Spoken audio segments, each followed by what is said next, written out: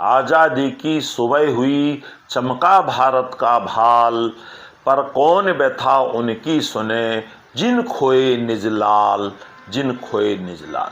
नमस्कार साथियों, स्वागत है आपका संप्रेषण विद एसएस में।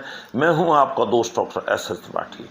साथियों, आज बात देश के एक नामी शहीद की, गुमनाम मां की, जो अपने बेटे को देश पर न्यौछावर कर आज़ादी का सूरज देखने के लिए दर दर ठोकरें खाकर अंत तक जीवित रही। यह आज़ादी की लड़ाई का साथियों कड़वा सच है कि हजारों परिवार जिन्होंने अपने बेटे बेटियां अन्य सदस्य खोए और वो आज़ादी के बाद गुमनामी में रहे, किसी ने उनकी सुध नहीं ली, बेसहारा रहे, यह एक मैं समझता हूँ विडंबना है आज़ादी के संग्राम की।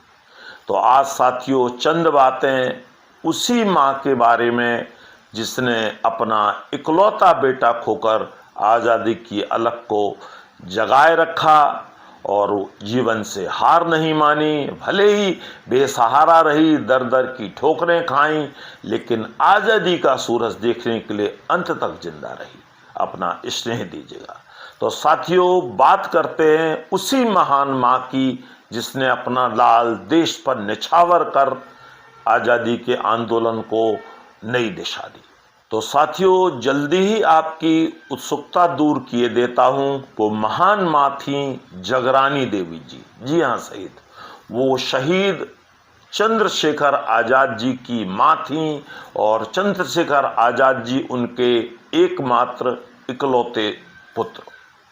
जी हाँ, वही आज़ाद जो मात्र 25 वर्ष की आयु में अल्फ्रेड पार्क इलाहाबाद में अंग्रेजों से लोहा लेते हुए 27 फरवरी 1931 को शहीद हो गए थे।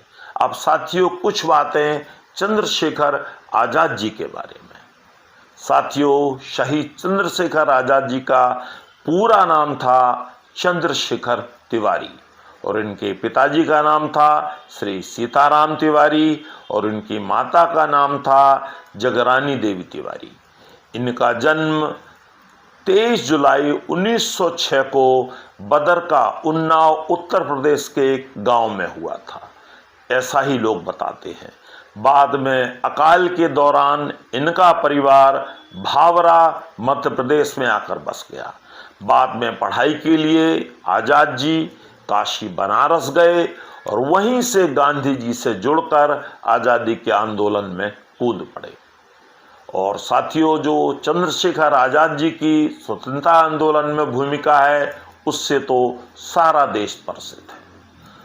लेकिन साथियों जब सरदार भगत सिंह जी और अन्य साथी गिरफ्तार हो गए तो आज़ाद जी अकेले पड़ गए और वो संगठन को पुनर्जीवित करने के लिए, पुनः खड़ा करने के लिए और भगत सिंह जी को छुड़ाने के प्रयासों के चलते देश भर में भाग दौड़ कर मुहिम चलाते रहे। इसी सब के बीच कुछ देशद्रोहियों की मुखबिरी के कारण वो इलाहाबाद के अल्फ्रेड पार्क में शहीद हो गए। अब साथियों बात उठती है कि आज़ाद जी की मृत्यु के बाद उनकी मां का क्या हुआ जो बेसहारा पड़ गई थी। आज़ाद जी की शहादत के बाद तो उनकी मां जगरानी देवी बिल्कुल अकेली पड़ गई, क्योंकि आज़ाद जी की शहादत के ही कई वर्ष पहले उनके पिताजी का भी स्वर्गवास हो चुका था। चूंकि आज़ाद जी उनकी इकलौती संतान थे, इसी वजह से माँ बिल्कुल बेसहारा हो गई। और यहाँ तक साथियों के लोग उन्हें ताना देते थे कि बुढ़िया तेरा बेटा डकैत था इसीलिए अंग्रेजों ने मार दिया। लोग उनसे दूरी बनाने लगे थे अंग्रेजों के डर की वजह से, एक तरह से उन्हें समाज से बिल्कुल अलग कर रखा था। लेकिन बेचारी जगरानी देवी जी जो है जिंदा रही आज़ादी की अलग देखने के लिए। और विद्वान बताते हैं उन्होंने अपने हाथ की 2 उंगलियां जो है मजबूत धागे से बांध रखी थीं और यह संकल्प कर रखा था कि जब मेरा देश आज़ाद होगा ये उंगलियां मैं तभी खोलूंगी। और वो लकड़ियां बेचती नहीं, उपले बेचती नहीं, घास फूस बेचती नहीं, किसी तरह अपना जीवन यापन करती नहीं।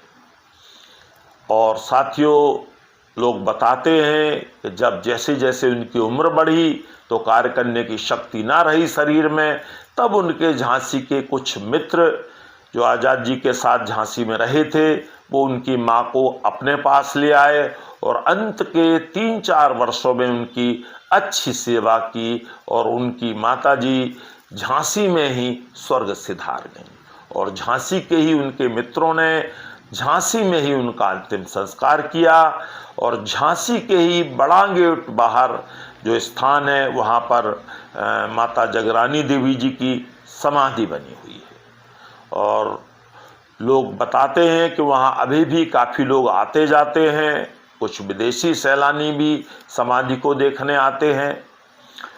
और साथियों, लोग उनकी माँ के बारे में यह भी बताते हैं कि आज़ाद जी की मृत्यु के बाद लगभग 20 वर्ष तक माता जी जिंदा रही और उनका देहावसान हुआ 22 मार्च 1951 को, लगभग 70-75 वर्ष की आयु में, ऐसा प्रमाण मिलता है।